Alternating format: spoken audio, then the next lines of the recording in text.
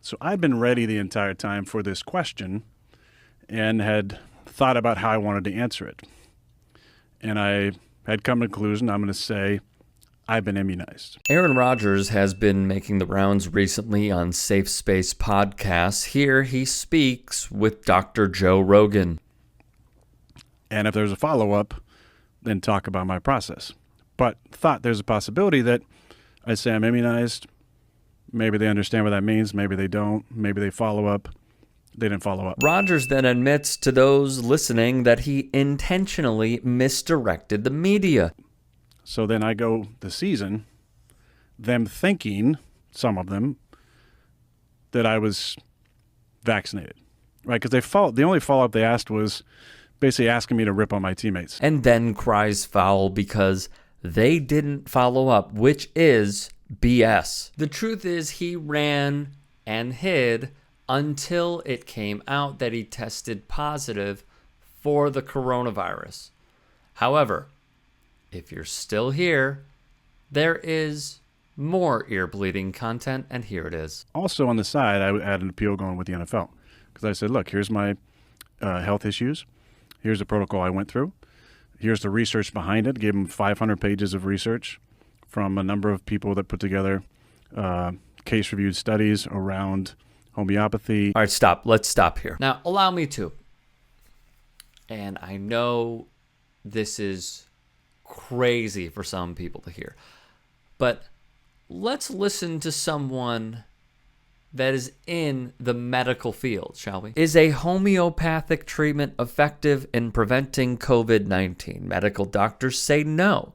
There are no homeopathic treatments. There are no special herbs or potions that have been proposed for COVID, and things even like medical drugs like ivermectin and hydroxychloroquine, which we'll get into in a moment, just don't work for the prevention of COVID. That's well established, said Dr. Gregory DeMurray, UW pediatric infectious disease specialist at Science Direct. They ran a study with 150 people to test the placebo versus homeopathic treatment. Their conclusion may or may not shock you.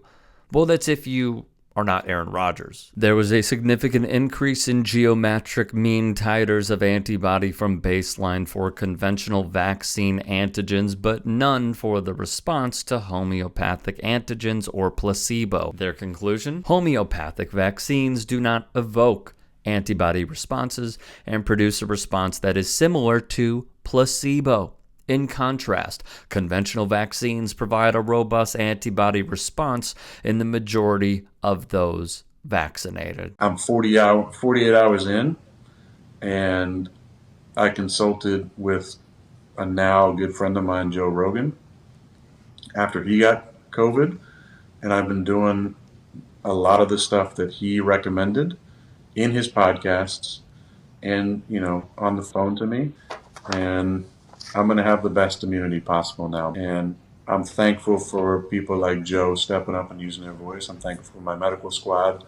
And I'm thankful for all the love and support I've gotten. But I've been taking monoclonal antibodies, ivermectin, zinc, vitamin C and D, HCQ. Ah, yes. How can we forget ivermectin and hydroxychloroquine? Now, with the former, in a large clinical trial by the New England Journal of Medicine, the research team compared more than 1,350 people infected with COVID in Brazil who received either ivermectin or a placebo as treatment. Between March and August 2021, 679 patients received a daily dose of ivermectin over the course of 3 days. The researchers found that ivermectin did not reduce the risk that people with COVID-19 would be hospitalized or go to an ER within 28 days after treatment. And the latter. A year ago, infectious disease Dr. Christine Johnston was leading a study on the use of hydroxychloroquine for the treatment of people with COVID-19.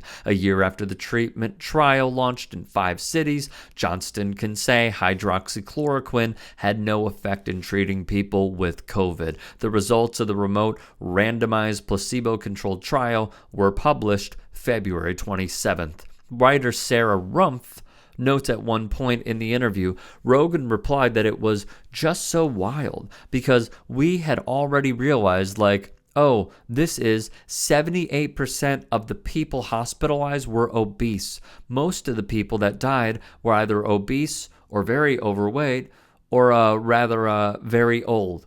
Comorbidities, interjected Aaron Rodgers. Yeah, 4 comorbidities, said Rogan. At least 4 for like more than 50% of the people. What Rogan appears to be referencing is a CDC study of 1.2 million people who were fully vaccinated against COVID between December 2020 and October 2021. But he's both mixing up and misrepresenting the stats and ignoring the core finding of the study, one which is literally at the very top of the CDC website where the study was published. COVID-19 vaccines are highly effective against COVID-19 associated hospitalization and death. Looking at the total universe of those 1.2 million fully vaccinated people, only 189 or 0.015% had severe COVID, defined as needing ventilation, being admitted to the hospital with a diagnosis of acute respiratory failure, being admitted to the ICU, or death. And only 36 or 0.0033% passed away. Those extremely low percentages mean that it is in fact accurate to say that severe COVID or death from COVID is indeed rare for fully vaccinated people. The study further noted that everyone in the study who had severe COVID or died had at least one risk factor, including being over 65 years old, immunosuppressed, or other underlying conditions. Among the 36 who died, 28 people, or 78%, had at least 4 risk factors. This is something they did not mention in their sit down. In other words, it isn't true, as Rogan suggested, that 78% of the people who were hospitalized or died from COVID had multiple comorbidities, a common argument used by vaccine opponents to attempt to characterize COVID as a disease that only strikes the vulnerable. The 78% is a figure that was from the teeny tiny fraction, less than a fifth of 1% of fully vaccinated people who had severe COVID or passed. The vast majority, or 99.985% of the 1.2 million vaccinated people were fine and either never caught COVID or experienced mild and survivable symptoms. Lastly, on Rodgers' immunize comment, one doctor calls bull. Dr. Gregory DeMurray, UW pediatric infectious disease specialist, challenged Rodgers' use of it. The terms don't make sense medically to a medical practitioner. Immunized and vaccinated mean the same thing.